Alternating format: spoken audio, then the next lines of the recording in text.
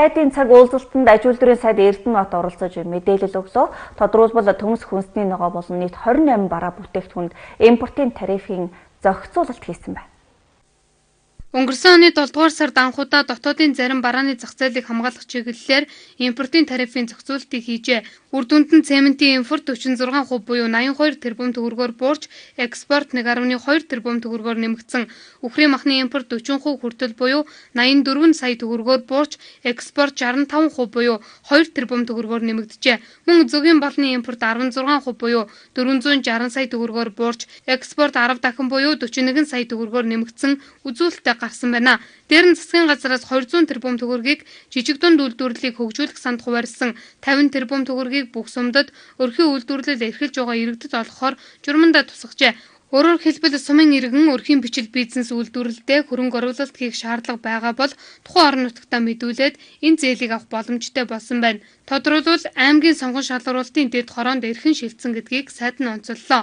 50 тэрбум төгрөгийг сумд 330 суманд хуваарлаж энэ төгрөгийг өрхийн бичил бизнес буюу өрхийн үйлдвэрлэлд эрхэлж байгаа иргэдэд олгохоор бол ийм журмын өөрчлөлтийг бид нар оруулсан. Хуучин бол манай иргэд 5 сая ч нөө 50 сая ч нөө энэ жижиг бизнесийнхээ өрхийн бизнесийнхээ энэ төслүүдийг Улаанбаатар завчирч манай сангаар шалгуулж ингээл баахан цаас овоорж байсныг бол үндсэндээ болсон гэж ингэж үзэж болно. Өөрөөр хэлбэл суманд амьдарч байгаа одоо иргэн өрхийн бичил бизнес юм уу өрхийн үйлдвэрлэлийн талаар хөрөнгө оруулалт хийх шаардлагатайгаа бол энэ төслөө шууд тухайн орон нутгтаа байгаа сумандаа байгаа банкндаа мэдүүлээд энэ зээлийг авах болцоотой болсон гэдгийг бол хэлье.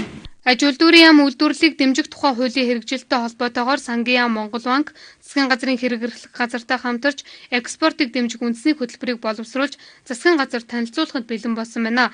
Мөн уулуурхайн бус боловсруулах үйлдвэрийг дэмжих хөрөнгө оруулалтын санг байгуулахар болсон байна. Нийт экспортын 90% нь эрдэс түүхийд бүтээгдэхүүн уулуурхайн баялаг байдаг. Үйлдэл нь боловсруулах үйлдвэр байгаа дэгш бус харьцааг зохицуулахын тулд хөрөнгө оруулалтын сангаар шийдвэрлэнэ гэдгийг сайд нь мэдээллээ.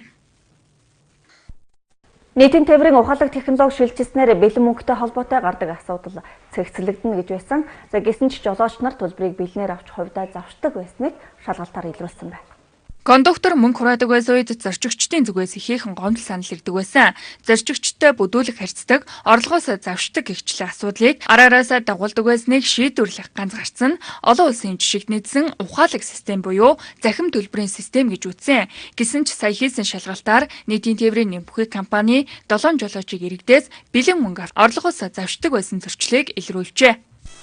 За бид нар бол өнгөрсөн сараас 81 эхлүүлээд аян эхлэхэд бол замын цагтаагийн газар нийслэлийн тээврийн газар Улаанбаатар смарт карт компани хамтарсан одоо ажлын хэсэг гараад тэгээд нэг өдөрт одоо 6 баг 6 чиглэл шалгалт хийсэн байгаа.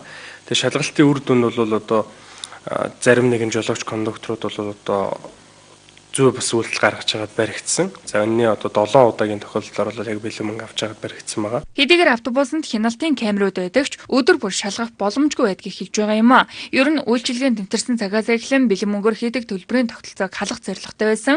Гэсэн ч иргэдийн смарт картны хэрэглээ 100% болоогүй байгаа учраас